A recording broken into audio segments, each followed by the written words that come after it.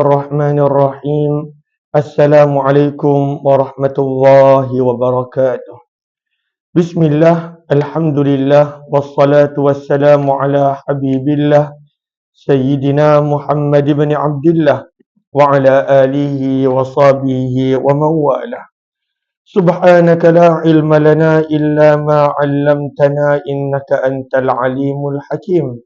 ولا حول ولا قوة إلا بالله العلي العظيم. اللهم رب اشرح لنا صدورنا. Ya Allah, lapangkanlah hati-hati kami. Wa yassir lana umurana. Permudahkanlah segala urusan kami. Wahlul 'uqdatam min alsinatina. Bukakanlah ikatan daripada lidah-lidah kami. Yafqahu aqwalana, agar boleh difahami tutur bicara kami. Allahumma faqqihna fid din. Ya Allah, berikanlah kepada kami pemahaman di dalam urusan agama. Wa'allimna ta'wil, ajarkanlah kepada kami pemahaman Al-Quran. Allahumma inna nas'aluka ilman nafi'a. Kepadamu ya Allah kami memohon ilmu yang boleh mendatangkan manfaat.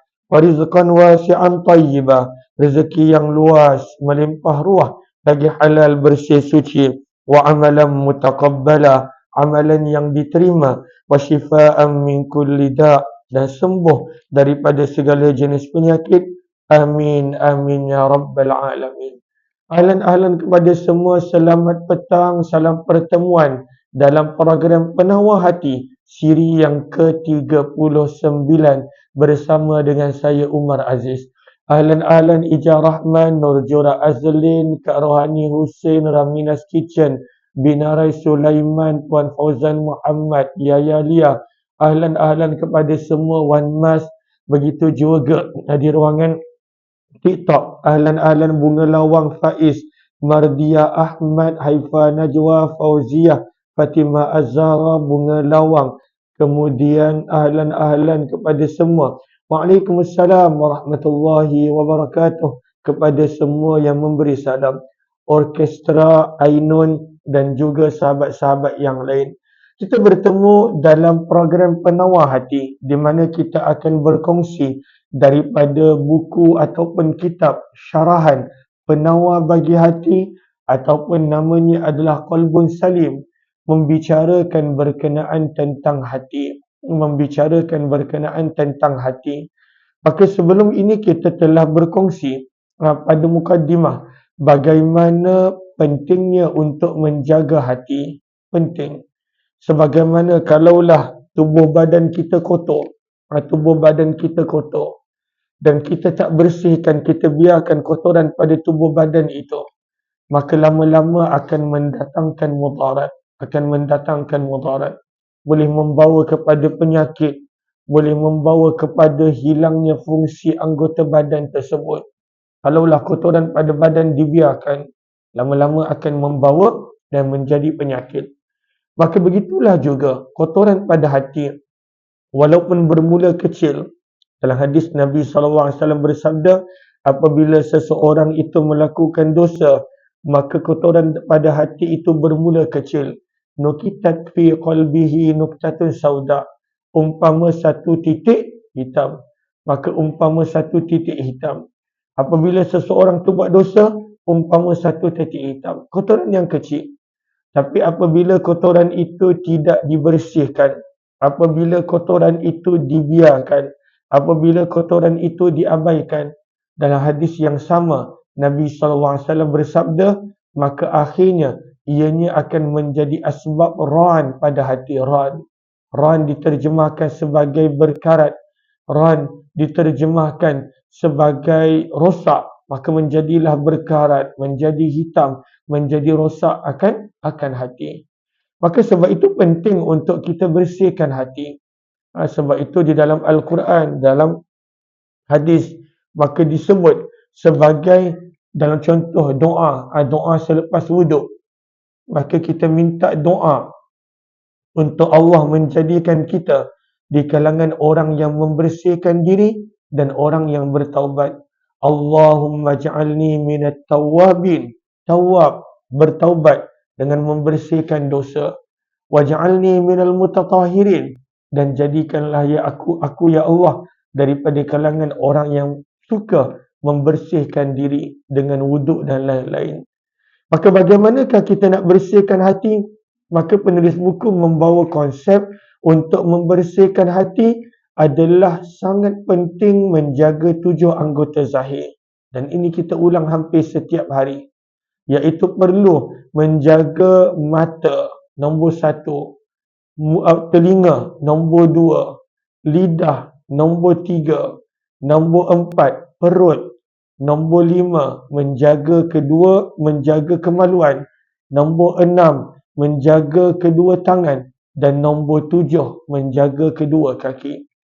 Maka inilah yang dimaksudkan dengan penawar bagi hati. Maka apakah penawar bagi hati? Cara untuk menjaga hati? Maka hendaklah menjaga 7 anggota zahir.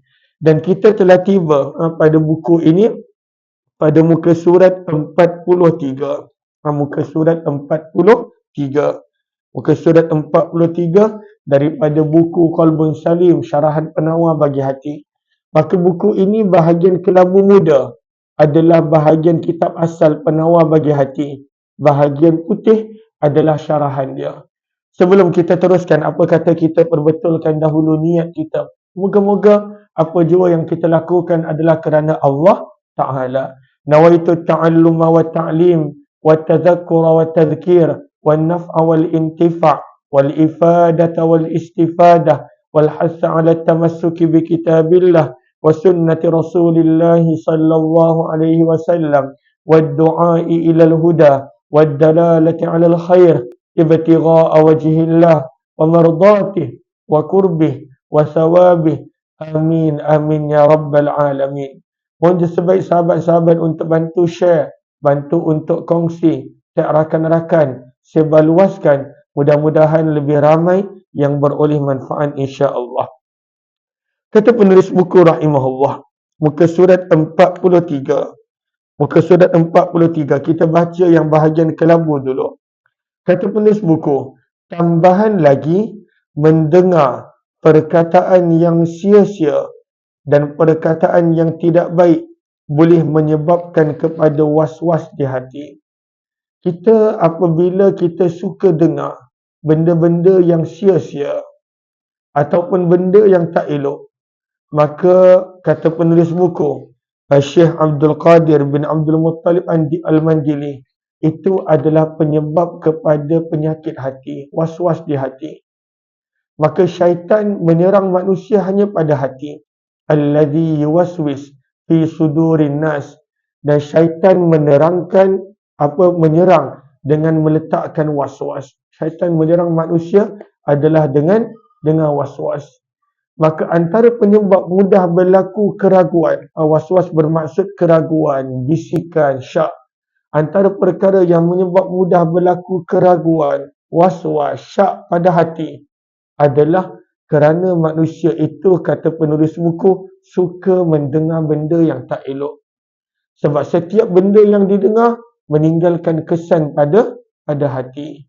Maka sebab itu muka surat 43 daripada buku Qalbun Salim, syarahan penawar bagi hati.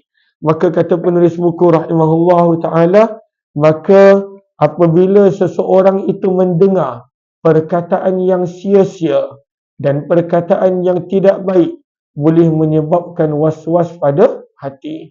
Boleh menjadi hati itu mudah ada keraguan, mudah syak, mudah menjadi tempat untuk syaitan meletakkan was-was. Hanya dengan dengar benda, walaupun tak bercakap. Sebab kan kadang-kadang ada orang dia kata, tapi saya tak cakap apa-apa pun. Saya duduk dengar je. Saya memang suka dengar benda-benda mengumpat, mengejek, menghina, dia suka. Maka itu akan menjadi penyebab mudah untuk hatinya ada was-was, diserang keraguan, diserang syak dan diserang oleh syaitan dengan was-was. Allahumma salli ala Muhammad wa ala alihi washabihi ajma'in. Kita baca dulu nota kaki muka surat 43. Imam Al-Ghazali, Muhammad Al-Ghazali berkata, jangan sekali-kali menyangka bahawa dosa itu hanya akan menimpa orang yang bercakap semata-mata, tidak kepada orang yang mendengar. Ini juga adalah antara cara syaitan untuk merosakkan manusia. Sebab ada orang yang sangka begitu. Tak ada dosa lah, kita dengar je. Tak ada dosa lah, kita dengar je. Kita bukan cakap pun. Kita tak cakap apa-apa, kita dengar je. Sebab itu kata Imam Al-Ghazali rahimahullahu ta'ala, jangan sesekali menyangka bahawa dosa hanya akan menimpa orang yang bercakap semata-mata, tidak kepada orang yang mendengar. Jangan sangka begitu. Bahkan bukan begitu Al-Quran sebutkan. Kerana orang yang mendengar itu berkongsi dengan orang yang bercakap tadi dalam dosa mencaci dan mengata orang lain. Bahkan sama je bahagian dosa mereka. Sama. Kalaulah tak ada orang yang nak mendengar, tak ada yang nak bercakap. Kalaulah tak ada orang nak mendengar. Kita pernah tengok tak ada orang mengumpat seorang-seorang. Dia mengumpat seorang-seorang. Kau nak tahu tak orang tu kan dia macam ni. Dan dia cakap seorang-seorang. Tak ada pendengar, tak ada audien, maka tak adalah mengumpat. Tak ada yang nak mendengar, tak adalah sesiapa nak menghina orang lain seorang-seorang. Tak ada yang mendengar, tak adalah dosa mengumpat, dosa mengutuk, dosa mengadu domba dan segala jenis dosa. Kalaulah tak ada pendengar. Yang menjadikan dosa-dosa ini berterusan ada sebab ada pendengar setia. Dia ada pendengar setia, ada pelanggan setia. Dia tahu kalaulah dia cakap, maka orang ni akan dengar. Orang ni suka dengar. Maka menjadilah dosa itu berterusan. Sebab itu kata Imam Ghazali, dosa mereka sama sahaja. Dan nanti kita akan bawakan ayat Al-Quran dia. Allahumma salli ala Muhammad wa ala alihi washabihi ajma'in. Sebagaimana orang yang mendengar sesuatu yang baik berkongsi pahala dengan orang yang bercakap perkara baik itu, maka orang yang mendengar perkara yang buruk juga berkongsi dosanya. Wallahu a'lam. Maka ini adalah kata-kata Imam Al-Ghazali rahimahullahu ta'ala. Maka apakah dalilnya daripada Al-Quran? Maka jom kita buka Al-Quran berkenaan tentang dosa mendengar sama seperti orang yang bercakap. Jom kita buka surah An-Nisa pada hujung juz yang kelima. Surah An-Nisa hujung juz yang kelima pada muka surat yang ke Allahumma salli ala Muhammad. Muka surat yang ke-100. Muka surat yang ke-100. Pada ayat 140. Pada ayat 140. Firman Allah Subhanahu wa taala pada ayat 140 surah yang keempat An-Nisa, muka surat yang ke-100. Firman Allah, wa qad nazzala 'alaikum fil kitab, dan sesungguhnya Allah telah menurunkan ketentuan bagimu di dalam kitab Al-Quran. Allah tetapkan dalam Al-Quran, an idza sami'tum ayatillahi yukfaru biha wa yustahza'u biha, bahawa apabila kamu mendengar ayat-ayat Allah diingkari dan ayat-ayat Allah diejek-ejek, diperolok-olok oleh orang-orang yang ingkar. Firman Allah, fala taq'udu, maka janganlah kamu duduk bersama dengan orang itu. Dia punya perintah jelas. Bila dengar ada sesuatu benda yang tak baik, jangan duduk dengan mereka. Kenapa duduk pun tak boleh? Kenapa dengar pun tak boleh? Firman Allah, innakum idzam misluhum. Sesungguhnya, kalaulah kamu tetap duduk dengan mereka, tentulah kamu serupa dengan mereka. Sama. Ini yang menjadi dalil Imam Ghazali. Innakum idzam misluhum. Bahawa dosa pendengar sama dengan dosa orang yang bercakap benda tak elok. Sebab Allah sebut innakum idza, sesungguhnya kamu ketika itu bila tak nak bangun, tak nak tinggalkan, misluhum, sama seperti mereka. Maka sebab itu penting untuk menjaga telinga. Kita masih lagi berada pada tajuk pentingnya menjaga telinga daripada buku Qalbul Salim. Kalaulah ada yang ingin untuk mendapatkan, maka boleh dapatkan daripada beg kuning ataupun daripada ruangan yang telah dipinkan. Allahumma salli ala Muhammad wa ala alihi wa sahbihi ajma'in. Kata penulis buku, muka surat 43, bahagian yang kelabu muda. Kata penulis buku, kata-kata ini seperti makanan. Seperti makanan. Apakah maksud penulis buku kata-kata seperti makanan?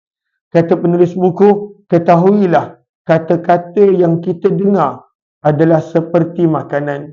Yang pertama, kerana ia boleh membawa manfaat atau penawar. Dan yang kedua, ia juga boleh mendatangkan mudarat atau menjadi racun. Sama.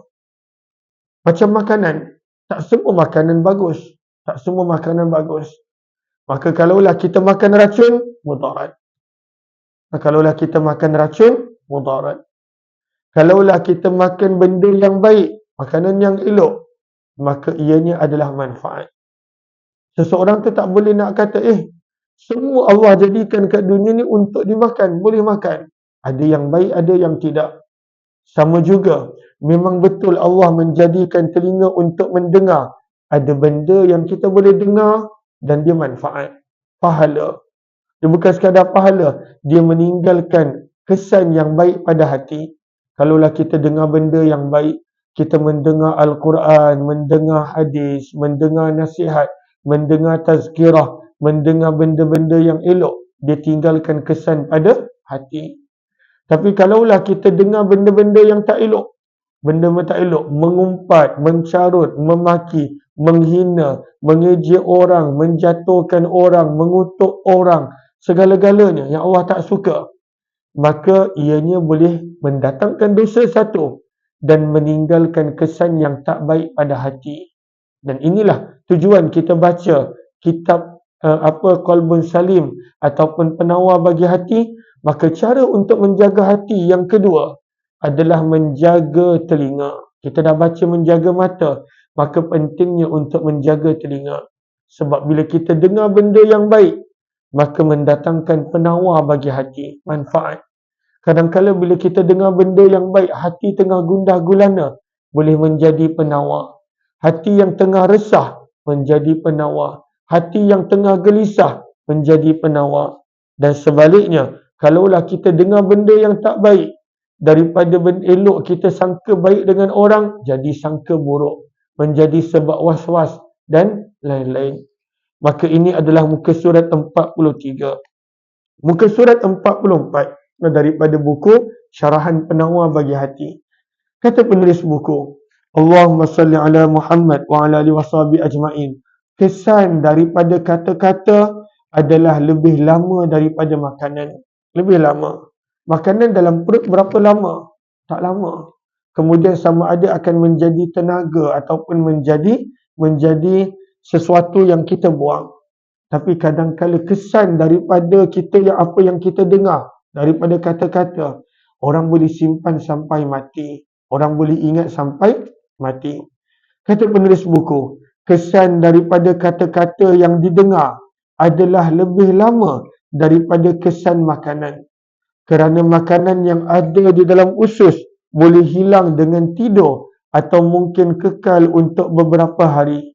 Tetapi ia akan hilang selepas makan ubat julap ataupun ubat pembersih perut. Bila kita makan, Allahumma salli ala Muhammad wa ala alihi wa sahbihi ajma'in. Bila kita makan, maka ianya akan menjadi asbab makanan. Bila kita makan ubat dan sebagainya, maka makanan itu keluar. Kesan makanan dalam tubuh badan tak lama. Dalam tubuh badan kesannya tak lama.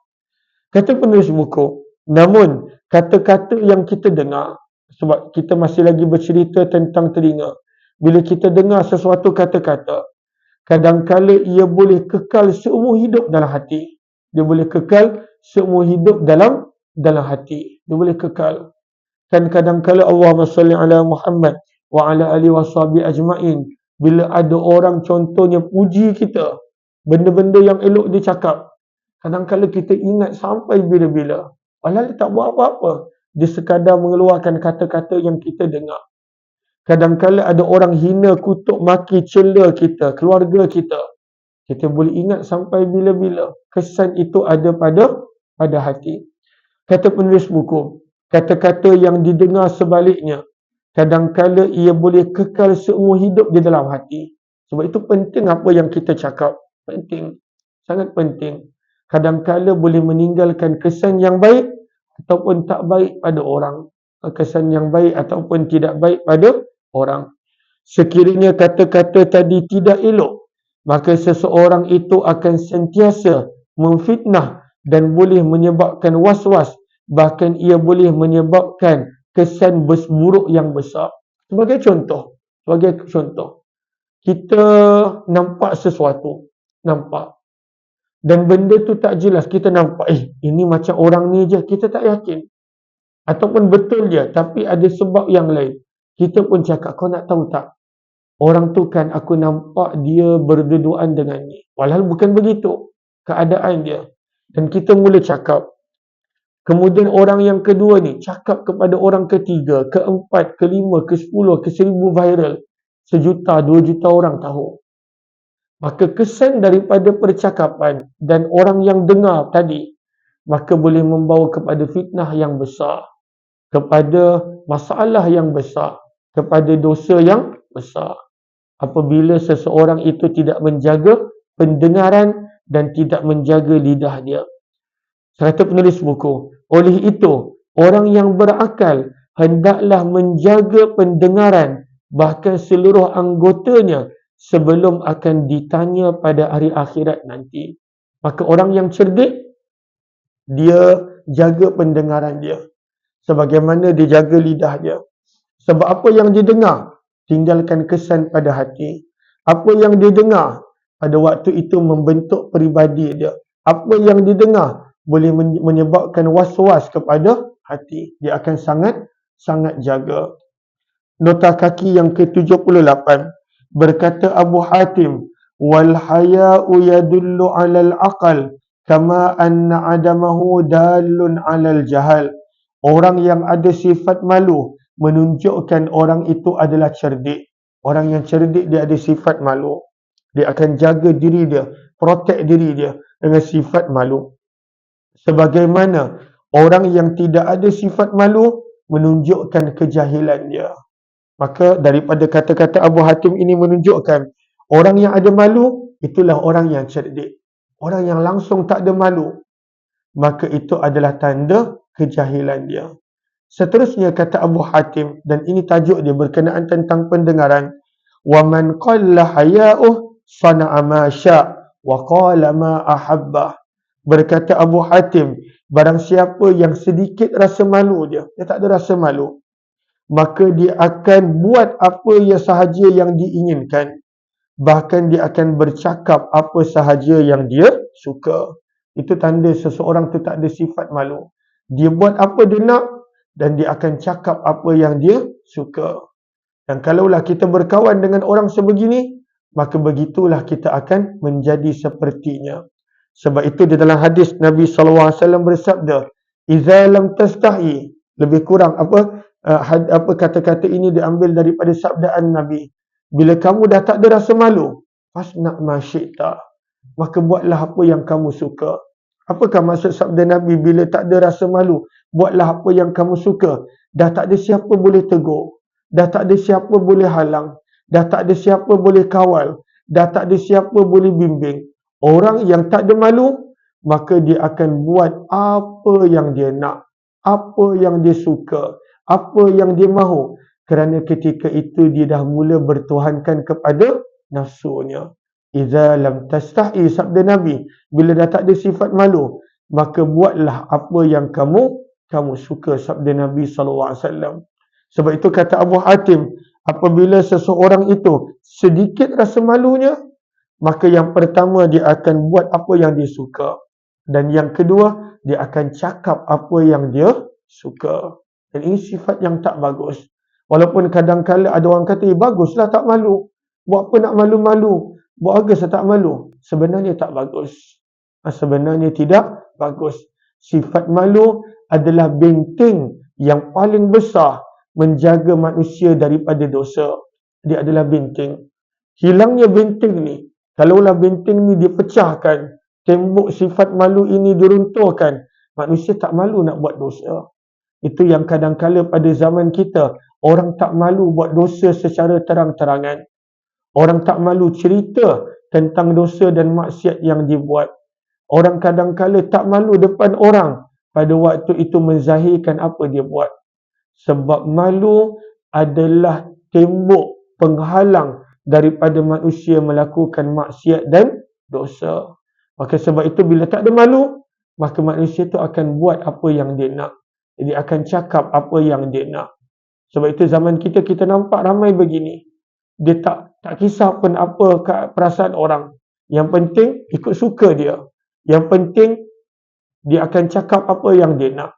Dan kadang-kadang orang ingat bagus. Walau hakikatnya tidak.